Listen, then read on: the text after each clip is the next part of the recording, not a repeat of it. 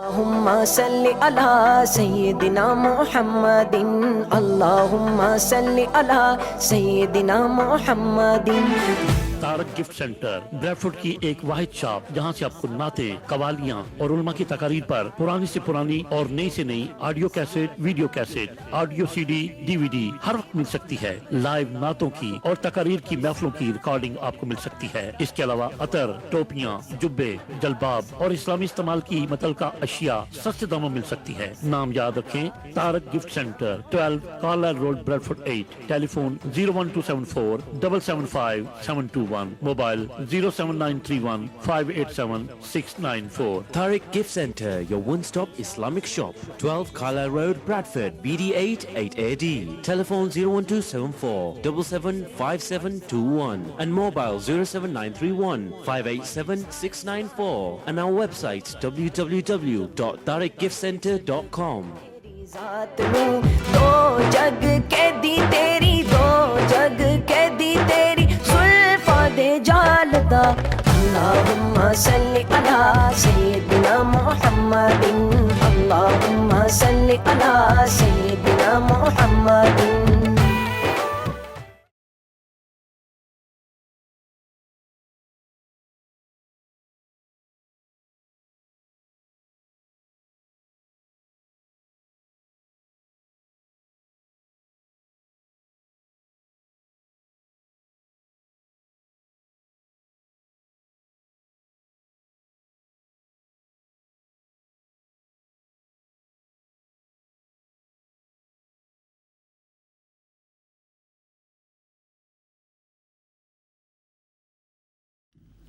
سامع نظام، ہم نے انتہائی کوشش کی ہے کہ ہمارا جلسہ ہمارے ٹارگٹ کے مطابق وقت کے اندر ختم ہو، لیکن نظر یہ آتا ہے کہ مغرب کے بعد جا کر یہ جلسہ ختم ہوگا۔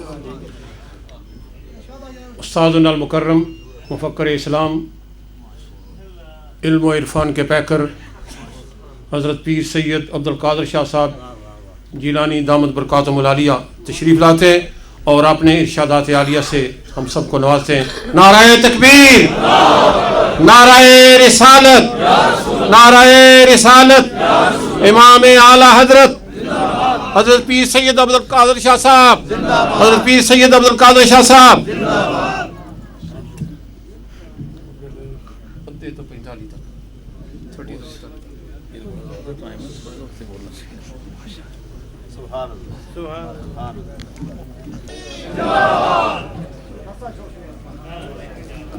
الحمدللہ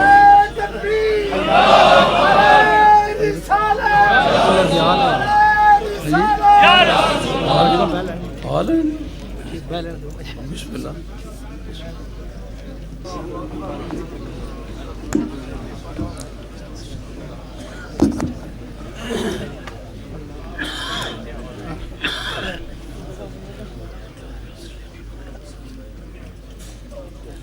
الحمد للہ وکفا وسلام علی عبادہ الذین اصطفیٰ خصوصاً علی محمد المصطفیٰ وعلی آلہ واصحابہ اولی الصدق والصفا۔ اما بعد فقد قال اللہ تبارک وتعالی جل جلالہ فی القرآن المجید والفرقان الحمید۔ اعوذ باللہ من الشیطان الرجیم، بسم اللہ الرحمن الرحیم۔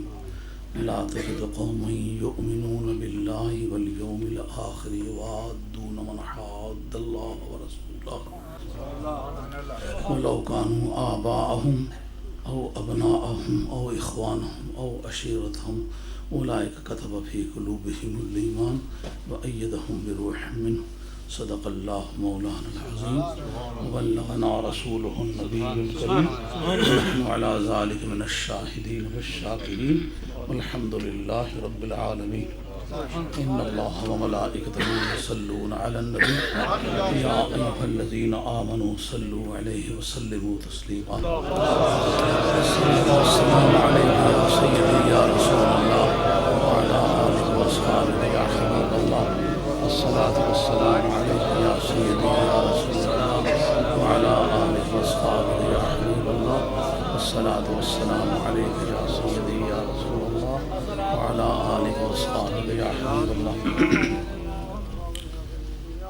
واجب الاحترام جناب پیر صاحب، معزز علماء کرام، سادات اعظام، معزز حاضرین، آپ حضرات کی خدمت عالیہ میں کچھ دیر سے پہنچنے کی بنیاد پر معذرت خواہ ہوں، اس لیے کہ نماز عصر سے قبل میرا خطاب ہونا تھا، لیکن پیچھے پاکستان میں کچھ ایسے معاملات تھے کہ مجھے ٹیلی فون پر گفتگو کرنے میں کافی دیر ہو گئی، تو بہرحال کچھ بھی اس کی تفصیلات ہوں، دیر سے حاضر ہونے کی معذرت چاہتا ہوں۔ اب بھی میں صرف دروازے تک آیا تھا کہ جناب پیر صاحب سے معذرت پیش کر لوں کہ میں آیا تھا اور تاخیر کی وجہ یہ تھی۔ انہوں نے کہا کہ ہم کچھ تقدیم تاخیر کر کے آپ کا بھی بیان رکھ لیتے ہیں۔ میں نے کہا چلو کچھ اللہ والوں کی زیارت ہو جائے گی۔ میں نے قرآن مجید کی ایک ناتمام آیت آپ حضرات کی خدمت عالیہ میں پڑھی ہے، اس میں پروردگار عالم نے یہ ذکر کیا ہے کہ آئے محبوب کبریا عظمہ، آپ کسی ایسی قوم کو جو اللہ اور یوم آخرت پر ایمان رکھتی ہے کبھی یہ نہیں پائیں گے کہ وہ ان کو دوست رکھیں جو اللہ اور اس کے رسول سے دشمنی رکھتے ہیں، خواہ وہ ان کے باپ ہوں، خواہ وہ ان کے بھائی لگتے ہوں، خواہ ان کے بیٹے لگتے ہوں، خواہ ان کے اقربا لگتے ہوں۔ ایسے لوگوں کے سینوں میں اللہ تبارک و تعالیٰ نے ایمان کندہ کر دیا ہے۔ اس کو قواعد کی روح سے، یہ منطق کی زبان جس کو آپ کبرا کہتے ہیں، یہ میجر پریمز ہے انگریزی زبان کے اعتبار سے۔ اس کا وقت اور زمانے کے ساتھ کوئی تعلق نہیں، یعنی کسی بھی دور میں اگر آپ پرکھنا چاہیں تو فارمولہ یہی ہوگا، خواہ وہ پاکستان ہو، خواہ وہ ہندوستان ہو، خواہ دنیا کا کوئی خطہ ہو، خواہ صبح کا وقت ہو، شام کا وقت ہو، کوئی سی حکومت ہو، کوئی سا دور ہو، آپ اس ترازو پہ چڑھا کے دیکھیں، جو اس صفت کے ساتھ موصوف پائے جاتے ہیں ان کے سینوں میں پروردگار عالم نے ایمان کندہ کر دیا ہے۔ تو اعلیٰ حضرت رحمۃ اللہ علیہ کی ایک اپنی تحقیق ہے کہ آپ نے اپنی تاریخ ولادت جو ہے اولئک کتب فی قلوبہم الایمان وایدہم بروح منہ، یعنی قرآن مجید کے جو نیومیریکل ویلیوز ہیں وہ بھی استدلال کا ایک پرنسپل ہے۔ حالانکہ آپ کے اصولیوں نے علم ابجد کو اس فنون استدلال میں شمار نہیں کیا، مگر حضرت حیدر کرار کی تعلیمات میں موجود ہے نیومیریکل ویلیو جو ہے یہ بھی استدلال میں استعمال ہو سکتی ہے۔ تو اس بنیاد پر حضرت اعلیٰ حضرت فاضل بریلوی رحمۃ اللہ علیہ کی حقانیت پر ایک بڑی اٹل دلیل ٹھہرتی ہے۔ یہ ان لوگوں میں سے ایک شخص ہے جس کے سینے میں رب نے ایمان کندہ کر دیا۔ امام اہل سنت مولانا شاہ حمد رضا خان بریلوی، اگر نعرہ مانے تو زندگی کے ساتھ مارو۔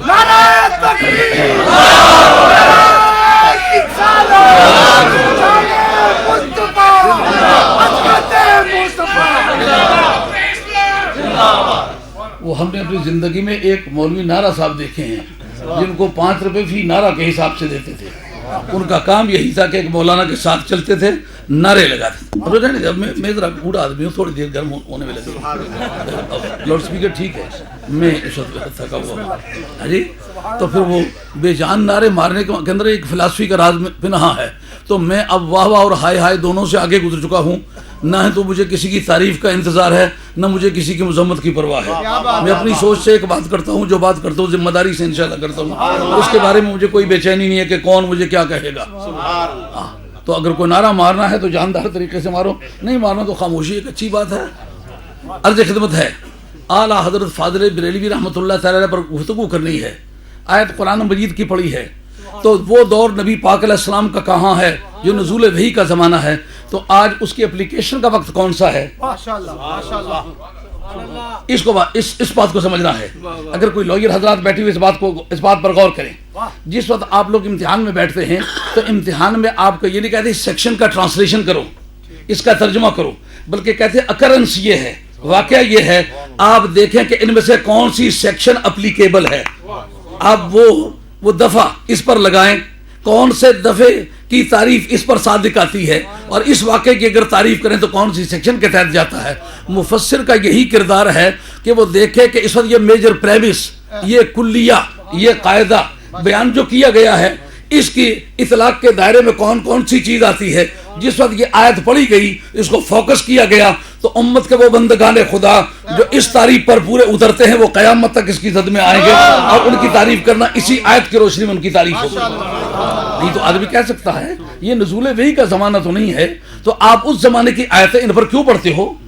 اس کی وجوہ پڑھنے کی یہ ہے کہ قاعدہ یہی ہے، مفسر کا کردار ہی یہی ہے کہ ہر دور کے نئے تقاضوں کو پرانی سیکشنز میں اکموڈیٹ کرے، اس کو پتہ ہو کہ فلاں سیکشن استعمال ہوگی اور اس کا وہ تقاضا پورا ہو جائے گا۔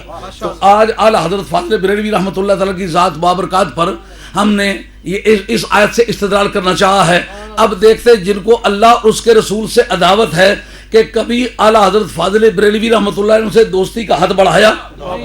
توحید تو یہ ہے کہ خدا حشر میں کہہ دے یہ بند دو عالم سے خفا میرے لیے ہے۔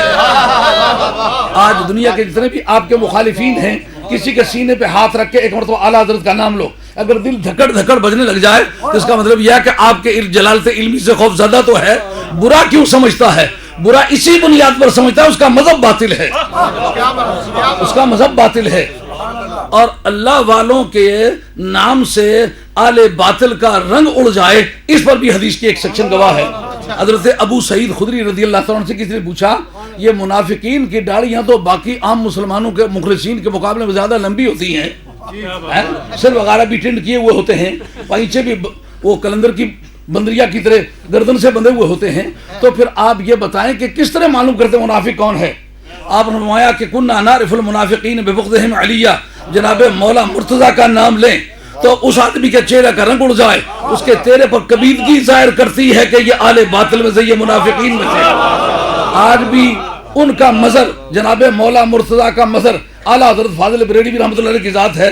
میں نے عرب شریف میں دیکھا، کسی نووارد آدمی سے پوچھا کہ اعلیٰ حضرت فاضل بریلوی کے مطلب کیا رائے رکھتے ہو؟ اس کا چہرے کا رنگ اڑ گیا تو سمجھ گئے بد عقیدہ ہے، نام نہیں پوچھا کہاں کے رہنے والے ہو۔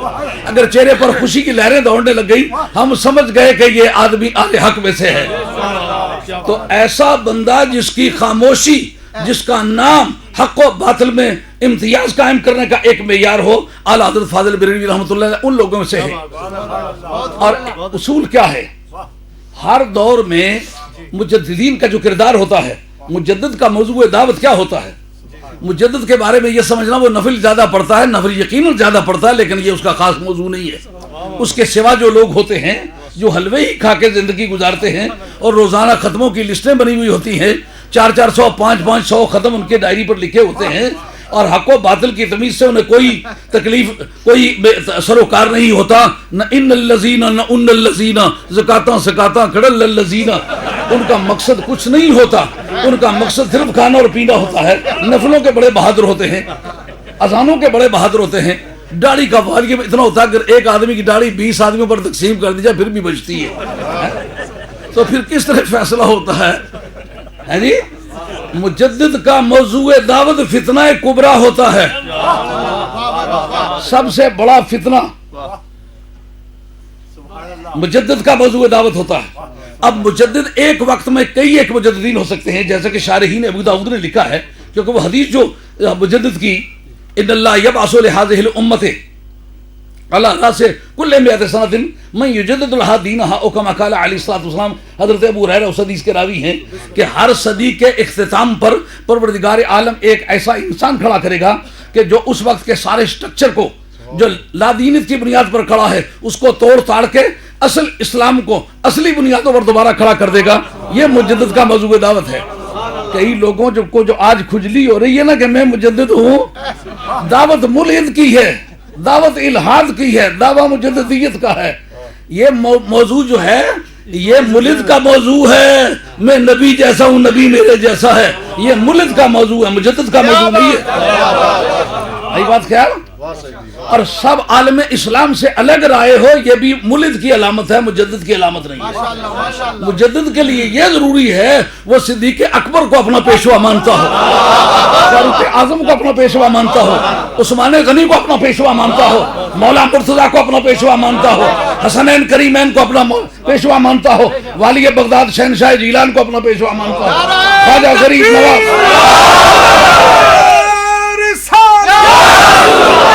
محمد رضا خان صاحب بریلوی مفکر اسلام،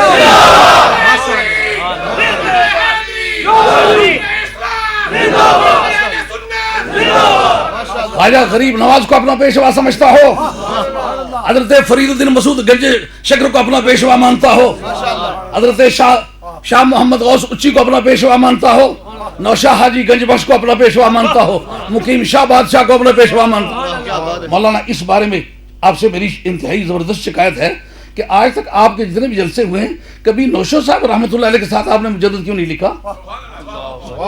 ये आपसे पूछने की बात है। हरासा हैं आप, डरते हैं आप लोगों से। मैं ये डरते हैं यकीनन। मैं कहता हूँ भाग आओ इससे। हजरत मुजद्दिद साहब हजरत नौशाह हाजी गंज बख्श अपनी सदी का जो वक्त हजरत इमाम रब्बानी मुजद्दिद अफसानी शेख अहमद सरांदी रहमतुल्लाह अलैह का वही दौर उनका है, जो दौर शाह अब्दुल हक मुहद्दिस देलवी का वही दौर उनका है।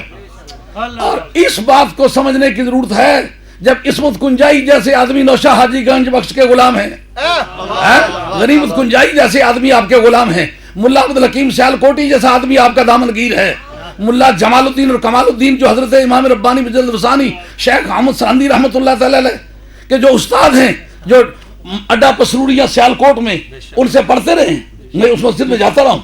मुल्ला शाह जमाल और शाह कमाल जो लाहौर के अंदर है, ये मुल्ला कमाल और मुल्ला जमाल कश्मीर के रहने वाले कश्मीरी हैं, और ये मुजद्दिद साहब रहमतुल्लाह अलैह के उस्ताद हैं, और ये हजरत नौशाह हाजी गंज बख्श रहमतुल्लाह अलैह के खोशाचीन हैं। मुल्ला अब्दुल हकीम सियालकोटी हजरत ख्वाजा हजरत इमाम नौशाह हाजी गंज बख्श रहमतुल्लाह अलैह का खोशाचीन है। इसकी क्या वजह है? मुजद्दिद पैदा करने वाले तो गुलाम उसके हों और उधर वो मुजद्दिद हो, ये मुजद्दिद ना हो। मुझे क्या समझने वाली बात है कि नहीं? नारे तकबीर, नारे रिसालत। जिसने कारे तजदीद किया वो मुजद्दिद है। मुजद्दिद का मौजू फितरा कुबरा होता है। अब मुजद्दिदीन की क्लासिफिकेशन, एक वक्त में कई मुजद्दिद हो सकते हैं, ये बात जिम्मेदारी से अर्ज करता हूँ। एक वक्त में कई मुजद्दिद हो सकते हैं। अरे दौरे हाजिर में जिन जिन लोगों की सलाह है मैं मुजद्दिद बन जाऊं, गुजरी हुई रात को मुझे ऐसा ख्वाब आया कि मैं मुजद्दिद बनने वाला हूं। बीवी को कहता तू ही मुजद्दिद लिख दे करो और कोई नहीं लिखता। बीवी की नजर में बाकी बीवी की नजर में मुजद्दिद ना है तो कमाल की बात है। बीवियों को अपना मियाँ बहादुर लगता है, दलेर लगता है, खूबसूरत लगता है, सखी लगता है, लेकिन बुजुर्ग नहीं लगता। अगर कोई बीवी हो के मियाँ को बुजुर्ग मान ले तो सचमुच बुजुर्ग है भी। जनाब नबी करीम रऊफ रहीम सल्लल्लाहु अलैहि वसल्लम के इम्तियाजात में एक इम्तियाज ये है कि सबसे पहली मुस्लिम हजरत खदीजतुल कुबरा है। अगरचे उसमें इख्तलाफ हो, लेकिन तहकीक अनीक ये है कि सबसे पहली मुस्लिम हजरत खदीजतुल कुबरा है।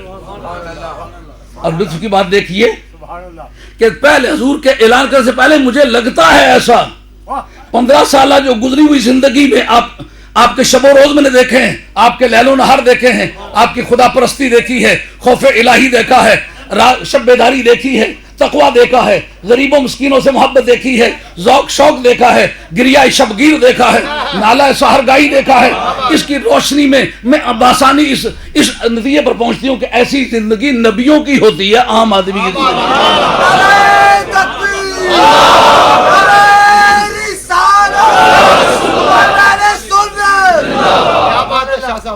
अब ये तजवीज़ करूंगा कि नौशर साहब का दिन आप मुजद्दिद के हैसियत से मनाएं। एक वक्त में अगर कई मुजद्दिद हों, क्लासिफिकेशन का क्या सिस्टम है, देखेंगे कि किसने किस चीज की इस्लाह की है, कितने बड़े फितने के गिरेबान पर किसने हाथ रखा है। जो सबसे बड़े फितने के गिरेबान पर हाथ रखने वाला होगा वो आदमी अपने वक्त का सबसे बड़ा मुजद्दिद होगा।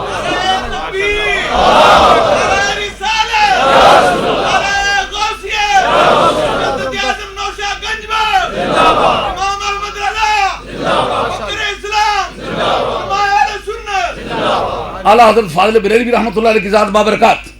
अब उनको इस तराजू में तोलने की मेरी तो कुव्वत नहीं है, लेकिन सोच में आपको पेश कर दूं। आप ज्यादा अच्छे पढ़े लिखे, ज्यादा दानिश्वर उलमाए किराम मौजूद हैं। मैं आपसे ये कहता हूं, अगर आपके बारे में फैसला करना हो ये किस दर्जे का मुजद्दिद है तो क्या तरीका कार होगा? अच्छा ही ना, माशाअल्लाह। आपको यह समझना होगा आपने किस फितने के गिरेबान पे हाथ रखा और क्यों रखा है। यार अगर अंग्रेज की आमद से पहले यह मजहब मौजूद होता जिसका नाम वहाबियत है तो फिर तो हम ये समझने पर मजबूर थे कि पहले से चला आ रहा है। शाह अब्दुल हक मुहद्दिस देलवी रहमतुल्लाह अलैह, आपके मकतूबात शरीफ, आपका मकतूब नंबर 18, उसमें वो लिखते हैं कि बावजूद इतने मज़ाहिब और इतने फिरके होने के आज तक इस मसले में कोई इख्तलाफ नहीं। क्या کہ نبی کریم علیہ الصلوۃ والسلام حیات حقیقی کے ساتھ بلا توہم اور بلا شائبہ مجاز آپ زندہ و پائندہ حیات حقیقی ہیں ایک، اور دوسرا اپنی امت کے اعمال پر حاضر و ناظر ہیں۔ آپ کے یہاں بریڈ فورڈ سے ایک کتاب ملی تھی اردو کا ترجمہ اسی مکتوب کا، اس میں لکھا ہے کہ نبی پاک علیہ السلام پر اعمال پیش کیے جاتے ہیں، ترجمہ حاضر و ناظر کا۔ اگر کوئی فارسی جاننے والا بندہ ہے تو ایمانداری سے بتاؤ اس سے بڑھ کر بھی کوئی خیانت ہو سکتی ہے کہ سرکار امت کے اعمال پر حاضر و ناظر ہے، اس کا کیا معنی ہے؟ اور امت پر اعمال پیش کیے جاتے ہیں، اس کا کیا معنی؟ پیش کیا جانا تو یہ مطلب ہے کہ بریڈ فورڈ میں کسی نے عمل کیا، سرکار کو یہاں نہیں پتہ لگا، فرشتے لے کے گئے مدینہ سے تو پتہ چلا کہ کیا ہوا۔ حاضر و ناظر ہونے کے معنی یہ ہے کہ ابھی عمل اس کا شروع نہیں ہوا، مدینے والا حضور علمی کے ساتھ موجود ہے۔ ہمارے اہل علم پر اکثر یہ اعتراض کیا جاتا ہے کہ کہتے ہو نبی کریم علیہ الصلوۃ والسلام فلان جگہ تشریف لائے، اگر حاضر پہلے ہی سے تو تشریف کیا لائے؟ سوال سمجھ آیا کہ نہیں سمجھ آیا؟ پہلے ہی سے موجود، مثلا میں یہاں موجود ہوں، اب میری موجودگی میں کہیں کہ یہ موجود ہمیشہ ہی رہتا ہے تو پھر کہیں آیا بھی ہے، یہ بات سمجھنے میں دقت ہوگی نا۔ آتا وہ ہے جو پہلے موجود نہ ہو۔ کہا اگر موجودگی کی دو قسمیں ہو تو پھر ایک موجودگی جسمانی اور ایک موجودگی علمی۔ علمی طور پر نبی پاک علیہ الصلوۃ والسلام کل یونیورس میں، کل کائنات میں بیک وقت حاضر و ناظر ہے، لیکن جب کرم فرمائے تو جسمانی طور پر بھی تشریف لے آئے، جہاں علمی طور پر موجود تھے وہاں جسمانی طور پر بھی تشریف لے آئے۔ جناب وہ بریڈ فورڈ سے میں نے کتاب خریدی، کافی دوستوں کو بتلایا کہ اب ترجمہ کرنے والا کسی دوسرے مکتب فکر کا آدمی ہے، ترجمے میں بے ایمانی کیا کرتا ہے؟ اپنی طرف سے کوئی بات کرنا ہے۔ شاہ عبدالحق صاحب کے ذمہ کیوں لگاتا ہے؟ شاہ عبدالحق صاحب نے تو مکتوب نمبر 18 میں یہ بات لکھی ہے کہ نبی پاک علیہ السلام اپنی امت کے اعمال پر حاضر و ناظر ہیں، یعنی بریڈ فورڈ میں نہیں، کوئی آدمی نیو یارک میں کوئی کام کرنے لگا، واشنگٹن میں کام کرنے لگا ہے تو نبی پاک علیہ السلام وہاں پہلے سے موجود ہے۔ حاضر و ناظر کا یہ معنی ہے۔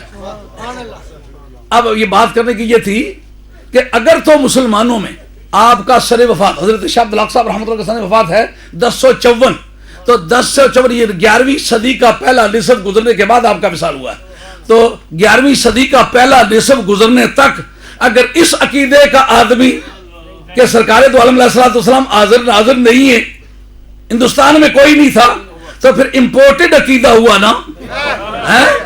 بدعتی کس کو کہتے ہیں؟ پرانے کو بدعتی نہیں کہتے، نئے کو بدعتی کہتے ہیں۔ معلوم ہوا حاضر و ناظر کا عقیدہ پرانا ہے اور بدعتی عقیدہ کیا حاضر ناظر نہیں ہے، تو بدعتی کون ہوا؟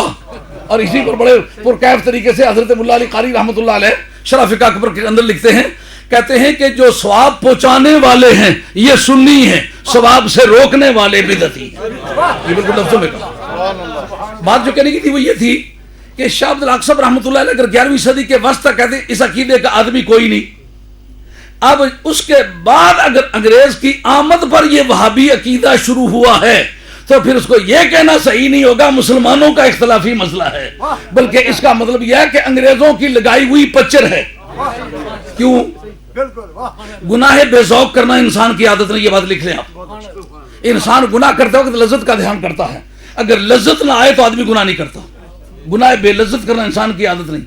یہ کلمہ بھی پڑھے کہا حضور حاضر نہیں ہے، حضور جانتے کچھ نہیں، اس میں ہے لذت؟ نبی میرے جیسے ہیں، ایک مرتبہ بیگم کو کہہ کے دیکھ میری ماں جیسی ہے، پھر تمہیں تماشا دکھایا ہو سکتا۔ جو 4 احتمالات فقہا نے لکھے اس پر بعد میں بحث ہوگی، لیکن ایک مرتبہ کہہ کے دکھا کہ تیری بیگم تیری اماں کی طرح ہے، اور تیری جس وجہ سے تو اپنے آپ کو نبی جیسا کہتا ہے ان وجوہات کے پیش نظر تو تیری بیگم تیری ماں جیسی ہے، تیری ماں تیری بیگم جیسی ہے، یہ کیوں نہیں کہتا؟ ان گناہوں میں کوئی لذت ہے؟ یہ پھر انسان نے کیوں کرنا شروع کیے؟ اس کی بنیاد یہ تھی کہ جس وقت مسلمانوں کا اقتدار گیا تھا تو اقتدار چھیننے والے نے دیکھا نہیں یہ ٹوپی کس کی اتار رہا ہوں۔ انتقام کا خدشہ ہمیشہ اسی سے ہوتا ہے کہ جس سے کوئی اقتدار چھینے۔ اگر اقتدار چھینتے وقت اس کے جذبات زخمی ہوں تو وہ انتقام کے لیے ایک جذبہ لے لیتا ہے۔ تو ہندوؤں سے تو انہوں نے اقتدار چھینا نہیں تھا، سکھوں سے تو چھینا نہیں تھا، سیوڑوں سے تو چھینا نہیں تھا، یہودیوں سے تو چھینا نہیں تھا، اگر اقتدار چھینا تھا تو مسلمانوں سے چھینا تھا، اس لیے مسلمانوں کے بارے میں بالغ النظری سے انہوں نے غور کرنا تھا کہ اب ہم کیا کریں۔ انہوں نے دیکھا کہ بہت ساری قومیں دنیا میں ایسی ہیں، بولی ان کا نقطۂ قومیت ہے، ایک بولی بولتے ہیں اس لیے ایک قوم ہے، چمڑا ان کا نقطۂ قومی نظریہ قومیت ہے، رنگ کالا ہے اس لیے وہ ایک قوم ہے، کچھ سفید ہیں، سفید ہونا ان کا ایک رشتہ ہے کہ رنگ سب کا سفید ہے، یہ گورے ہیں یہ کالے ہیں۔ بعض وقت خوراک ایک رشتہ ہوتا ہے، جی یہ بھی مچھلی اور چاول کھاتے ہیں، ہم بھی مچھلی اور چاول کھاتے ہیں۔ بعض وقت پاجامہ یہ رشتہ ہوتا ہے، تو بھی پاجامہ پہنتا ہے میں بھی پاجامہ، تنور کا رہنے والا ہے، 25 گز کی تیری شلوار ہے، 25 گز کی میری شلوار ہے، اور اگر میں دلی لے جاؤں تو پورے ایک گھر کے کپڑے بن جائیں ہے جی۔ تو کپڑا بھی ایک اور لباس بھی اور ایک فیشن بھی ایک رشتہ ہے۔ دیکھا مسلمان کو کالا ہے، کوئی گورا ہے، کوئی پتلا ہے، کوئی موٹا ہے، کوئی ناٹا ہے، کوئی اونچا ہے، کوئی نیچا ہے، کوئی ہندی بولتا ہے، کوئی سندھی، کوئی پوربی، کوئی پچھمی، کوئی کاٹھیا پہاڑی، کوئی کون سی زبان بولتا ہے، کوئی کون سی، فیشن بھی مختلف، رنگ بھی مختلف، قد بھی مختلف اور بولیاں بھی مختلف، کھانا بھی مختلف، ایک کس طرح ہیں ان کا ایک، ان کو عظمت مصطفیٰ نے کیا ہے۔ اب طریقہ کار کیا ہوگا؟ ہم اپنی پوری مشینری کو اس پر لگائیں کہ مسلمانوں کے دلوں میں جو عظمت ہے نا رسول کی، کہ قیامت تک رسول نے پروگرام بنا کے دیا اس پر چلنا ہے، ان کے دل دماغ میں پہلی بات بٹھاؤ کہ نبی کو کل کا پتہ ہی نہیں ہے۔ اب مسلمان کو پتا ہو میں نے قیامت تک کرنا کیا ہے، میرے نبی نے مجھے کیا دیا ہے، اس کے دل میں جب یہ بات ڈال دی جائے کہ نبی کو کل کا پتہ ہی نہیں، تو پھر بتائے وہ عمل کس پر کرے گا؟ دوسری بات، نبی کا غلام ڈرتا ہے اگر میں کوئی کام کر دوں نبی میرا دیکھ رہا، کہا نبی کو تو دیوار کے پیچھے کا بھی پتہ نہیں۔ یہ باتیں کس نے کروائیں؟ یہ انگریز نے کرائیں۔ اور دلی ملیہ کالج اسی بات کی یادگار ہے، شبیر احمد عثمانی کے والد صاحب وہی پڑھے ہیں، اور حاجی اور دوسرے محمود الحسن صاحب کے والد وہی پڑھے ہیں۔ 1857 کی جنگ آزادی میں یہ ڈسٹرکٹ انسپیکٹر تھے، اور یہی وجہ ہے کہ نئی نسل جو تھی وہ مسلمان ہو کر مسلمانوں کے گلے پڑ رہی تھی۔ اس وقت یہ سمجھنا بڑا آسان ہو گیا کہ دراصل وہابیت سے جنگ کرنا دنیا کی اس قوم کے ساتھ جنگ ہے جن کے حکومت پر سورج غروب نہیں ہوتا۔ اب جس آدمی نے وہابیت کے گریبان پہ ہاتھ رکھا نا، اس کی مجددیت کا ترازو متعین ہو گیا کہ کون ہے، جن کی حکومت پر سورج غروب نہیں ہوتا۔ اب بات خیال میں آئی ہے، پہلے تو آپ توجہ نہیں فرما رہے تھے، اب دیکھیں اس نتیجے پر پہنچے جو لاجیکل کنکلوژن ہے وہ اس نتیجے پر پہنچاتا ہے کہ نہیں کہ وقت کا سب سے بڑا مجدد کون ہے؟ جس نے وقت کے سب سے بڑے فتنے کے گریبان پہ ہاتھ رکھا۔ اب فتنے کا فیصلہ کس طرح کرے گا، اس کو موٹیویٹ کون کرتا ہے، اس کے پیچھے طاقت کون سی ہے؟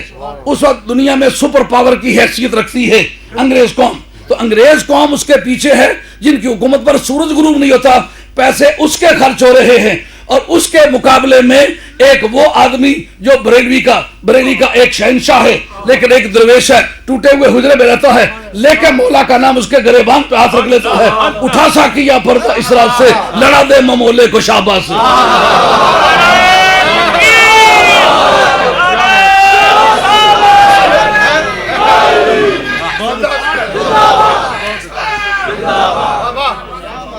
اور چاروں طرف سے لوگ پنجے جھاڑ کے آگئے۔ ایک مرتبہ یہ سوال اٹھا کہ اشاعرہ اور ماتوریدیہ کا مسئلہ ہے، تکلیف مالا یطاق، اشاعرہ کہتے ہیں یہ درست ہے اور ماتوریدیہ کہتے ہیں درست نہیں ہے۔ انہوں نے چند مثالیں پیش کی، لا تقربوا الصلاۃ وانتم سکارا، عارض سکارت میں قریب جانا جو ہے اس کے استطاعت میں نہیں، یہ تکلیف مالا یطاق ہے۔ ولا تموتن الا وانتم مسلمون، تم مت مرو مگر حالت اسلام میں۔ تو اعلیٰ حضرت فاضل بریلوی جو اس کے جوابات دیے، ان کا ذکر اس نے مولوی محمد بشیر صاحب نے کشف المبہم میں بھی کیا ہے، جو مسلم ثبوت کی شرح ہے، جس نے کہ تکلیف مالا یطاق کا چیپٹر لکھا ہے۔ وہ کہتے ہیں جس وقت نئی مالا یطاق ہو یا امر مالا یطاق ہو، اس وقت کوئی نہ کوئی فالتو قید دیکھنے میں آئی ہے، وہ فالتو قید جو ہوتی ہے دراصل وہ نئی یا امر اس کی طرف متوجہ ہوتا ہے۔ اب لا تقربوا الصلاۃ وانتم سکارا، اس کا معنی یہ نہیں کہ تم قریب مت جاؤ نماز کے حالت سکر میں قریب جانا، تو تمہاری استطاعت میں تمہیں کیا پتا قریب جا رہا ہوں کہ نہیں، کہ اس کا معنی یہ ہے کہ لا تکونوا سکارا حتی تؤدوا الصلاۃ، تم ایسا مت کرو کہ تم بے ہوش ہونے کی کوشش مت کرو کہ کہیں ایسا نہ ہو کہ حالت اس بے ہوشی میں تم نماز پڑھ ڈالو۔ تو اصل میں من ہی انہو جو ہے وہ سکارا ہونا ہے، इसी तरीके से वला तमूतुन इल्ला व अंतुम मुस्लिमून, वो इल्ला व अंतुम मुस्लिमून की जो कैद है, इसके माना है कि ला तकूनु गैरल मुस्लिमीना हत्तल मौत। एक चुटकी में सारा मसला पार कर दिया कि ये मुझसे पूछते हो कि तकलीफ मायला युसाक अशायरा का जो मजहब है वो हक है? नहीं, हम उनको भी हक पर समझते हैं, लेकिन मातुरीदिया का मजहब हक है। और किसी जगह कोई बात नाजुक से नाजुक आपने कही है ना, लोग उसके पीछे पड़ गए। एक मिसरा है आला हज़रत रहमतुल्लाह जिसमें लफ्ज़ सीधा का ऐसा हसीन इस्तेमाल किया कि लरल थी दुनिया फिक्र, पेशे नजर ये नौ बहार, पेशे नजर ये नौ बहार, सिजदे को दिल है बेकरार, है ना? और क्यों कहा? जिस वक्त जनाब इब्राहिम अलैहिस्सलाम और नमरूद के दरमियान बहस छिड़ी, उन्होंने कहा मेरा खुदा तो वह जिंदा भी करता मारता है। उसने किसी कजबैसी से इस मसले को टाल दिया। आपने देखा कि अब कोई ऐसी बात पेश करनी चाहिए जिसका इनकार मुमकिन न हो। कहा कि रब्बी अल्लज़ी युहयी व युमीत से आगे गुजरे, इन्नल्लाह याती बिशम्स मिनल मशरिक़ फाति बिहा मिनल मग़रिब, मेरा रब सूरज को मशरिक से तुलू करता है, तू मगरिब से तुलू करके दिखा, फिर खुदा कहला। अब हजरत इब्राहिम अलैहिस्सलाम के कोटेशन के मुताबिक मगरिब से सूरज को तुलू करना खासा खुदाबंदी हुआ कि न हुआ? जब जनाब हैदर करार की नमाज कज़ा हुई, सूरज को मगरिब से तुलू किया गया। अब आला हज़रत फरमाते पेशे नजर ये नौ बहार, दलील नहीं बात करने की, पेशे नजर ये नौ बहार, सीधे को दिल है बेकरार, पर रोकिए सर को रोकिए, हाँ यही इम्तिहान, रोकिए सर को रोकिए, हाँ यही इम्तिहान है। इसी पर कलाम को खत्म करता हूँ, क्योंकि मैं समझता हूँ कि मैं पहुंचा लेट हूँ। जो आदमी गुनाह करे सजा उसे होनी चाहिए, जो मौजूद थे उनके टाइम में ताखीर करना मुनासिब नहीं। एक मरतबा ज़ौक़ से पढ़ो कि पेशे नजर ये नौ बहार, सिजदे को दिल है बेकरार, पर रोकिए सर को रोकिए, हाँ यही इम्तिहान है। जब ऊंट को सजदे करते हुए देखा, पेशे नजर ये नौ बहार, सिजदे को दिल है बेकरार। अगर सीधा रवा नहीं है तो क्यों करता है? कहा वो गैर मुकल्लफ मखलूक है, तू उस उम्र में नहीं है। पेशे नजर ये नौ बहार, सिजदे को दिल है बेकरार, पर रोकिए सर को रोकिए, हाँ यही इम्तिहान है। बयां में इख्तिसार और सादगी मलहूज रखी है, बड़ी मुश्किल से जाने वाक़या महफूज रखी है। वमा अलैना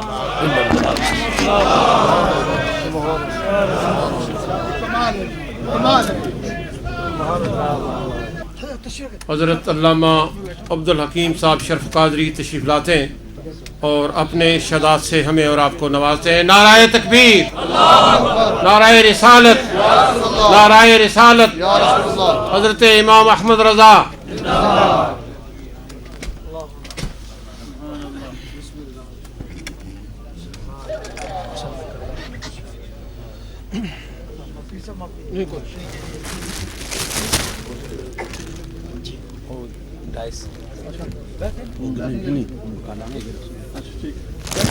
नहीं